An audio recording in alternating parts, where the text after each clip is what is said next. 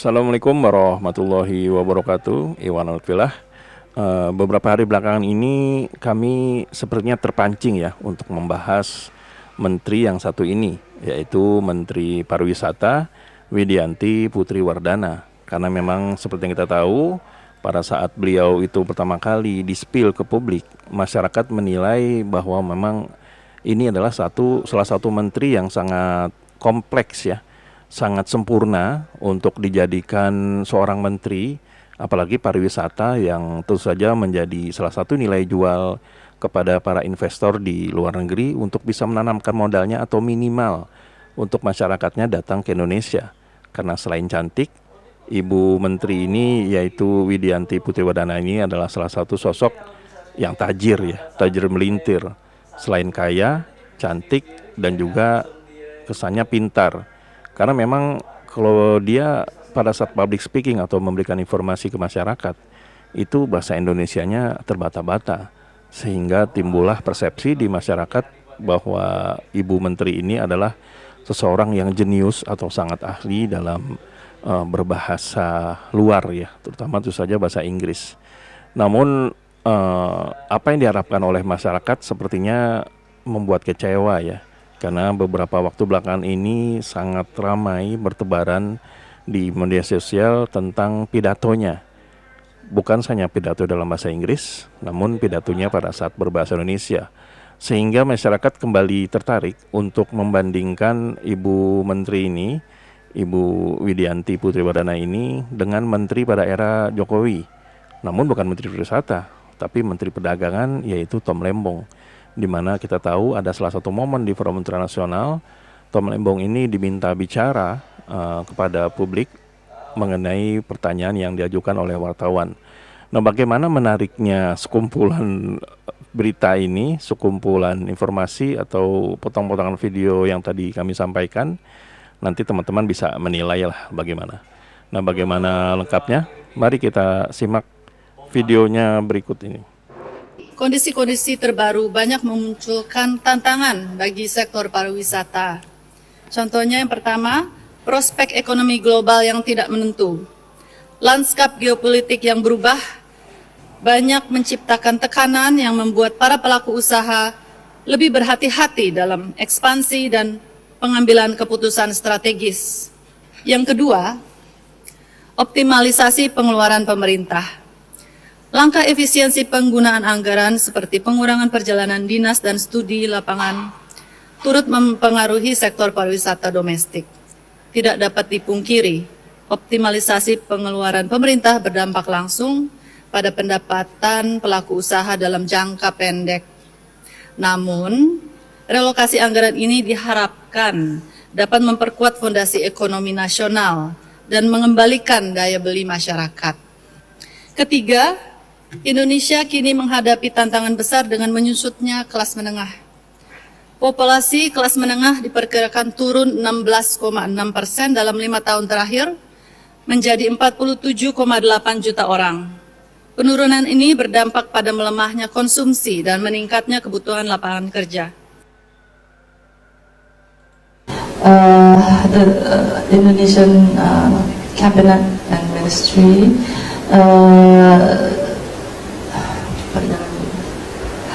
Thank you and terima kasih banyak Pak. Selamat datang di Amerika. We're very happy you're with us. Thank you very much. My question relates to infrastructure and public-private partnerships. In your talk, you mentioned the progress that you've been making over the past year, and one of the obstacles to that progress is lack of adequate financing, and one of the solutions is public-private partnerships. These have been slow in forming. The previous government talked about them, but not many were forthcoming. Do you have any advice as to how the private sector, both domestic in Indonesia and internationally, particularly America, can play a more constructive role in Indonesia's infrastructure program? And what are some of the reasons that it's been slow? Do you still believe in public-private partnerships? Thank you very much. Thank you. I want to test my minister. Please answer the question. Pak Tom.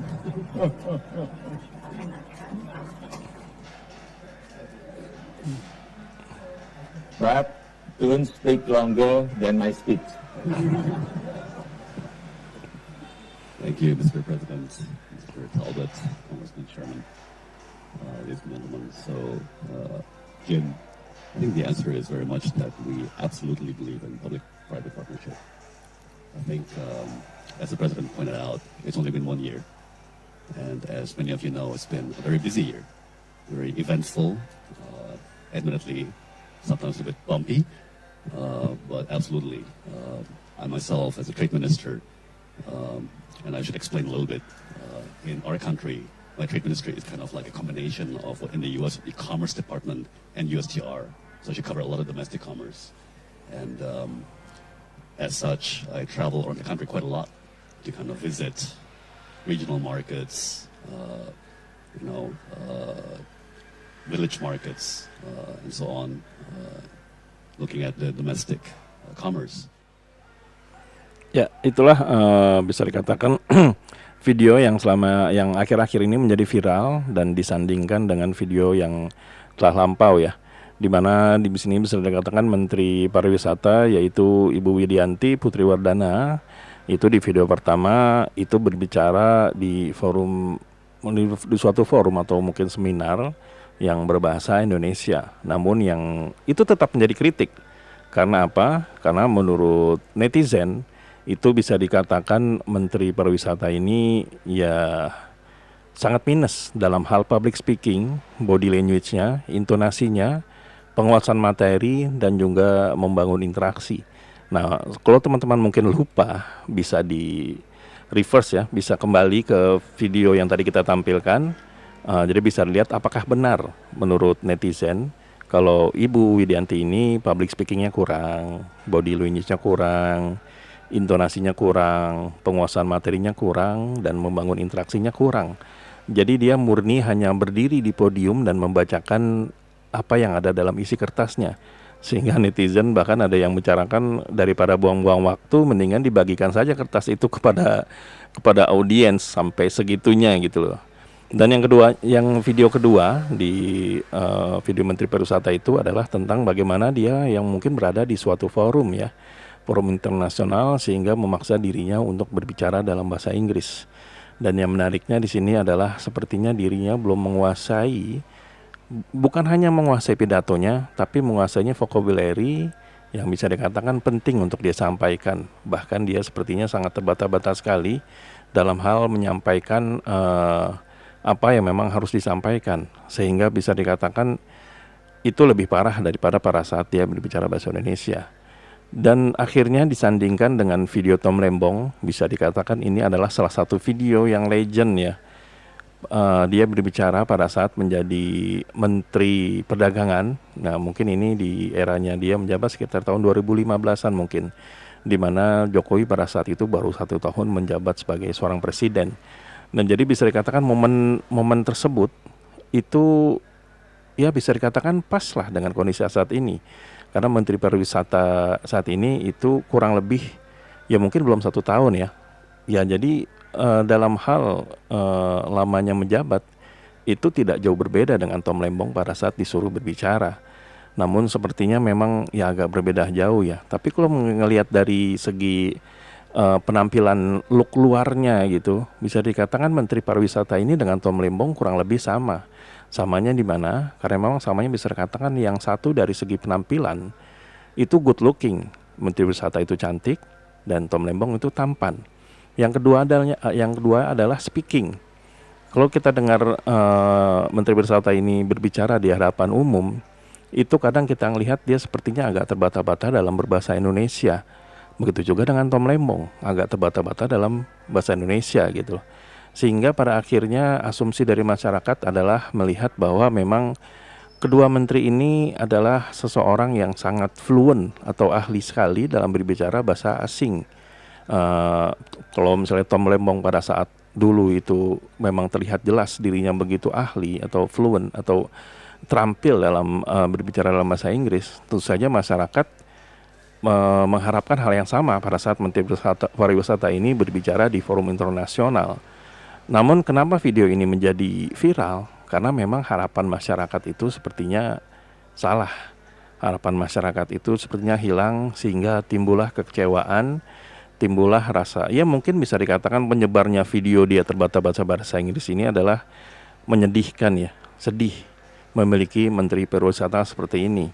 Karena memang kembali Menteri Pariwisata itu adalah salah satu sektor yang bisa dikatakan salah satu ujung tombak dalam hal meraup devisa negara ya. Karena memang harapannya adalah tentu saja bisa mendatangkan banyak wisatawan asing untuk bisa memberikan devisa kepada negara dari kunjungan-kunjungan mereka ke berbagai tempat pariwisata yang di tanah air. Selain itu pula tentu saja Menteri Pariwisata ini menjadi tombak dalam hal agar para investor ini bisa datang ke tanah air, yang tentu saja ini bisa ada hubungannya dengan Menteri Perdagangan.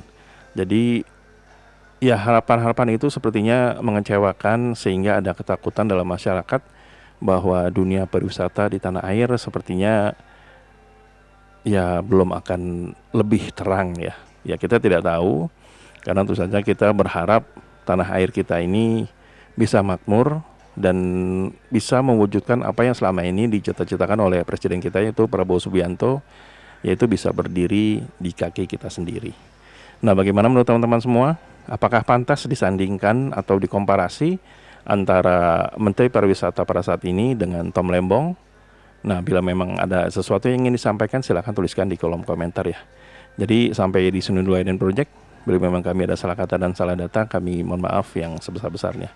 Wabillahi taufiq wal hidayah. Wassalamualaikum warahmatullahi wabarakatuh.